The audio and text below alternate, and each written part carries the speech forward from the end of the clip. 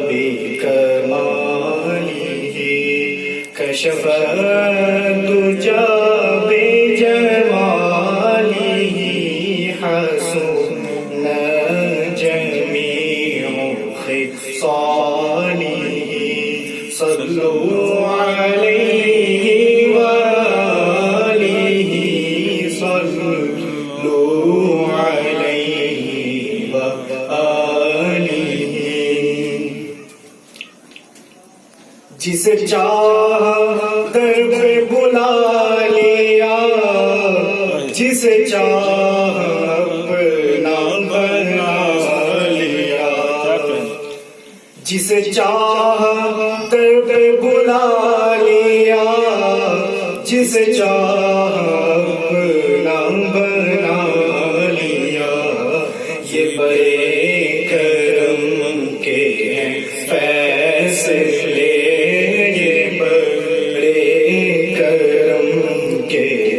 فیصلے یہ بڑے نصیب کی بات ہے صلو علیہ وآلہ پڑھیے صلی اللہ علیہ یا رسول اللہ وسلم علیک یا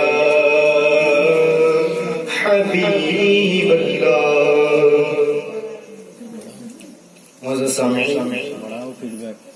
نعت شریف کے چند اشعار آپ کی سماعتوں کی دہلیز تک پہنچانے کی کوشش کر رہا ہوں اور آپ باغور سے سماعت کریں اپنے دل اپنے روح کو تازگی بخشیں معزز سامعین میں دل سے ریلیٹڈ کچھ باتیں آپ سے شیئر کرنا چاہتا ہوں یہ دل ایک ایسی چیز ہے جسم کے ایک بہت بڑا یہ بہت امپورٹنٹ حصہ ہے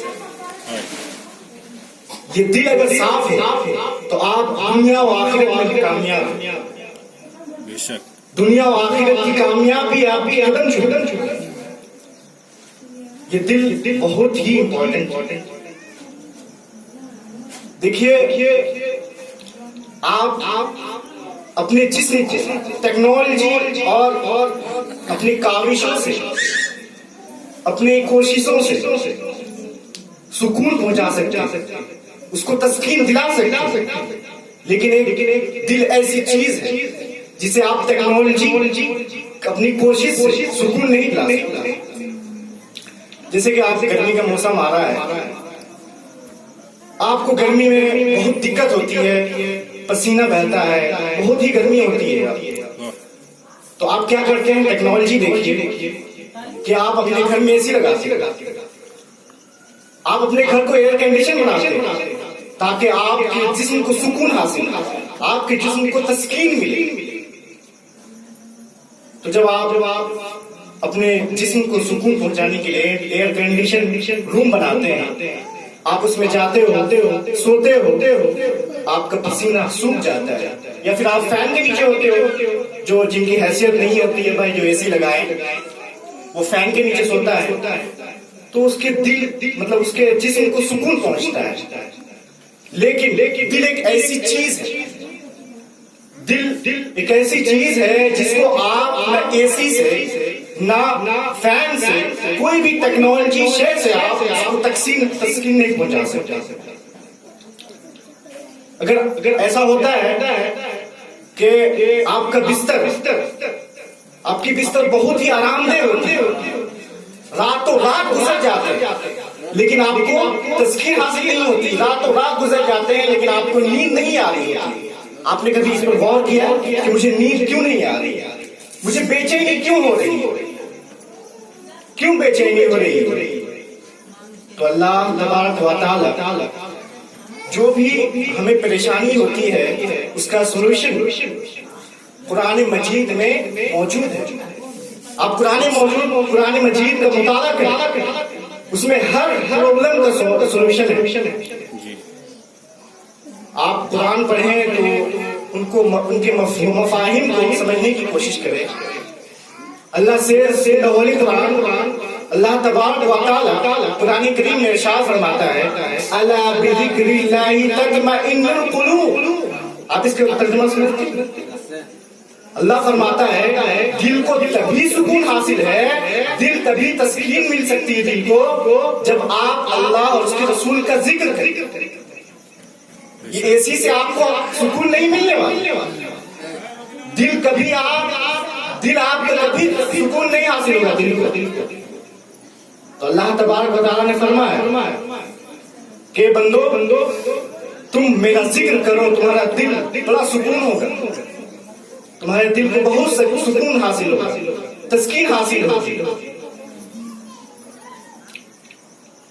حدیث شریف میں آتا ہے اللہ تبارک و تعالیٰ کے نبی کریم صلی اللہ علیہ وسلم فرماتے ہیں کہ جسم میں ایک گوشت کا لوتھڑا ہے، اگر وہ فاسد ہو جائے، حدیث شریف کے الفاظ ہے فسد الجسم کلہ،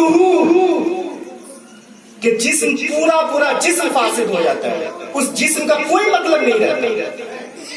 اگرچہ وہ دیکھنے میں تندرست ہو، ہیلدی ہو، لیکن اللہ کے نزدیک عند اللہ وہ لاغر اور کمزور شخص ہے، اس کی کوئی اہمیت نہیں. اگر آپ اللہ کا ذکر نہ کریں کوئی فائدہ نہیں ہے اس چیز کا. اللہ کے نزدیک وہ ایک ضعیف شخص ہے، اللہ کے نزدیک اس کی کوئی اہمیت نہیں، اگرچہ وہ ہیلدی ہو، تندرست ہو. اور ایک بات اور کہ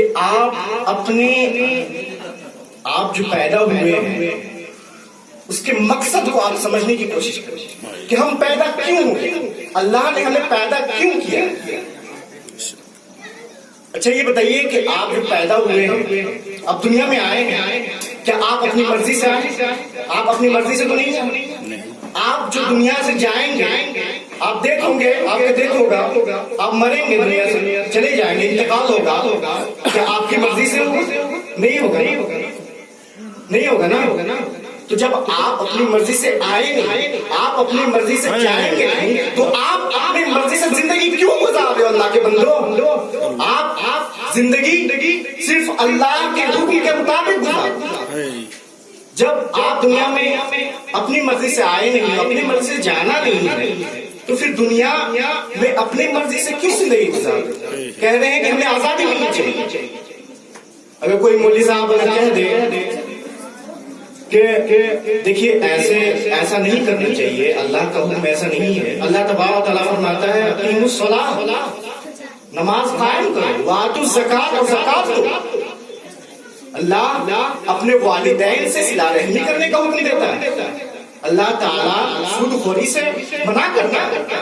اللہ تبارک و تعالیٰ ان تمام چیزوں سے منع کرتا ہے. تو ہمیں اپنی زندگی ان کے اوامر کے مطابق گزارنا چاہیے اور ان کے نواہی سے گریز کرنا چاہیے کہ اللہ تبارک تعالیٰ نے جن چیزوں سے ہمیں منع فرمایا ہے ہم ان چیزوں سے گریز رہے، ہم ان چیزوں سے باز رہے. تو ہم کیوں اپنی زندگی اپنے مطابق گزارنا چاہتے ہیں؟ اللہ تبارک و تعالیٰ نے قرآن کریم میں ارشاد فرمایا وَمَا خَلَقْتُ الْجِنَّ وَالْإِنسَ إِلَّا لِيَعْبُدُونِ، کہ میں نے انسان کو صرف اور صرف عبادت کے لیے ہی پیدا کیا. تو اب پھر یہاں پہ کچھ سوالات اٹھتے ہیں، لوگوں کے ذہنوں میں کتنا کچھ سوالات تو اٹھیں گے. کیا ہم اگر اللہ ہی کی عبادت کرتے رہیں گے، اللہ ہی کی عبادت کرتے رہیں گے، تو ہم روزی کہاں سے کمائیں گے؟ پھر ہم کیسے کھائیں گے؟ جب ہم نہیں کھا پائیں گے تو ہم مر جائیں گے. ہم سوئیں گے نہیں تو ہم کیسے جیئیں گے؟ کچھ سوالات تو اللہ کے بندو فکر کرو، غور کرو. جب آپ سوتے ہو تو اللہم بسمک اموت واحیا کر لے گا، سوئے تو وہ سونا آپ کے لیے عبادت بن جائے. آپ اگر تجارت کر رہے ہو تو بڑے ہی آپ عدالت کے ساتھ اور خلوص انداز میں اگر آپ تجارت کریں گے تو وہ تجارت آپ کے لیے عبادت بن جائے گی. تمام چیزوں کے بارے میں اللہ تبارک تعالیٰ نے ارشاد فرمایا، ہر چیز کے بارے میں اللہ تبارک تعالیٰ نے قرآن میں سولوشن دے دیا ہے. بس ہمیں فکر کرنا ہے، غور کرنا ہے اپنی زندگی کو اللہ اور اس کے رسول کے اوامر کے مطابق گزارنا ہے. دیکھیے ہم کتنا دن جئیں گے. کیا ہے دنیا؟ یہ دنیا فریب ہے. اللہ تبارک و تعالیٰ یہ دنیا ہمارے لیے آزمائش کے لیے بنائی ہے.